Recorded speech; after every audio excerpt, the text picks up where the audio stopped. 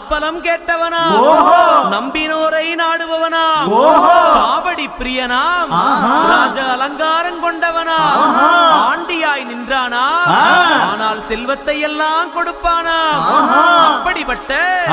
முருகனவன் ரொம்ப ரொம்ப சின்னவனா சுவாமி சின்ன சின்ன முருகைய